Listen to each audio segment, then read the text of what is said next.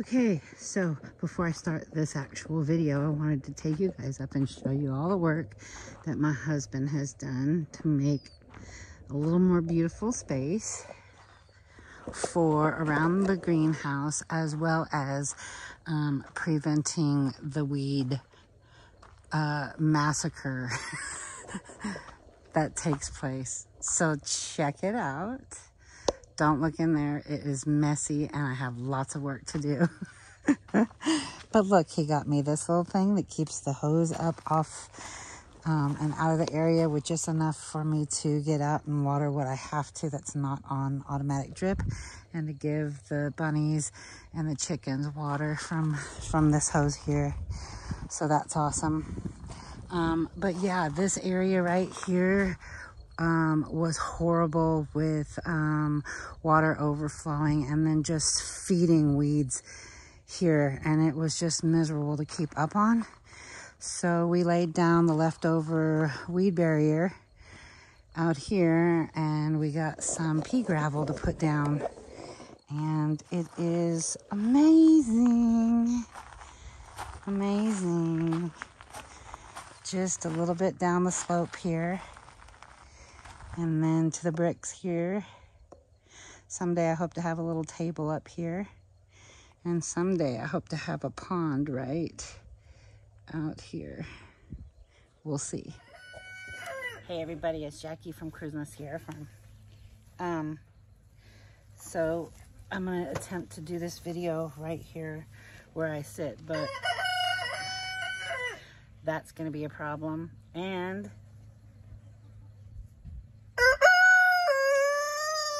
that might be a problem.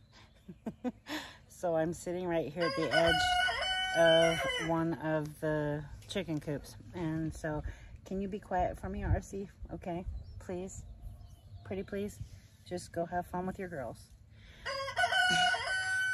Hondo, be quiet.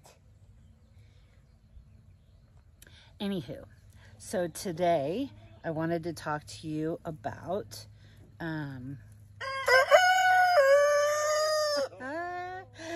oh golly, you guys, this might be absolutely impossible to do without the constant interruption. But the reason I'm here is because this is where the... All right, we're gonna still try to finish this here. Okay, so I am sitting next to our bed of Munstead lavender. And last year, unfortunately, my husband did some weeding and didn't know that I was actually allowing something to grow. He thought it was just a weed, which it is, but it's a very valuable one, and one that contains a ton of nutrients. And last March is when we bought, not this past, but 2022, March of 2022 is when I purchased my freeze dryer. And the whole purpose of me letting this grow was my plan to freeze dry it and capsulize it with our fruit and vegetable and herb blend that I do in making our capsules. So let me turn this camera around and let you see what I'm talking about. And most of you will see it and go, oh my gosh, yeah, that's an invasive weed that I constantly am getting rid of and pulling in our yard. I'm sure you've all seen it before, so hang on. So you see this? It grows like crazy. Well, this right here is not. So as you can see, it's growing everywhere. It has a ginormous, like, it has literally taken off. It's like 2 to 3 foot long right now in either direction. But as you can see, it's like so much so that it's all over my lavender. It's all the way over here. Look, I have some down here. I've asked my husband, I've literally asked my husband to stay away from it because my plan is to allow it to get big, harvest it all, and freeze dry it all, and add it into our blends. So, Again, if you haven't seen it before, this is it. People add it into salads. Anyway, I have seen just recently recipes that call for putting it in your potato salad. And I was like, that's kind of interesting. So I am going to be harvesting this today. But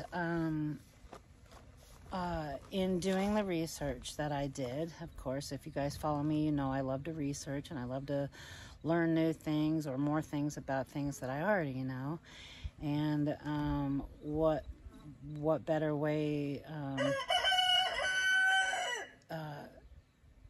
to learn is to also teach it to others. And so, and what I learned, purslane is, that's what it's called, purslane. Purslane, people call it purslane. I'm going to call it purslane. That's my way of saying it. Anyway, I learned that it has 7 times the beta carotene of carrots. It has 6 times more vitamin E than spinach. It has 14 times... He's kind of excited about that, apparently. It has 14 times more omega-3 fatty acids that are usually found in fish. And it has significant amounts of vitamin A, C, as well as calcium. What else? Iron, magnesium,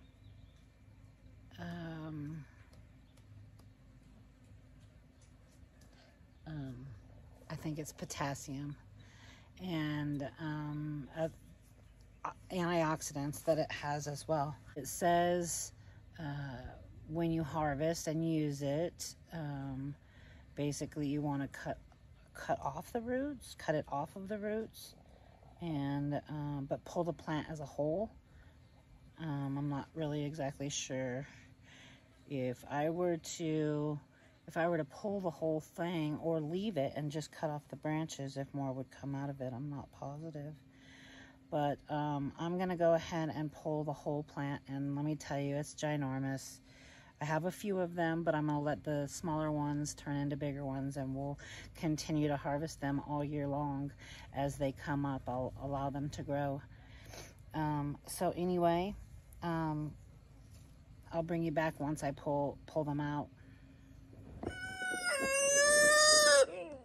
All right, so we have a few clumps of it. Pretty good size. So we're gonna just take these over to the hose and rinse the dirt off of them before we take them in the house and get them ground up.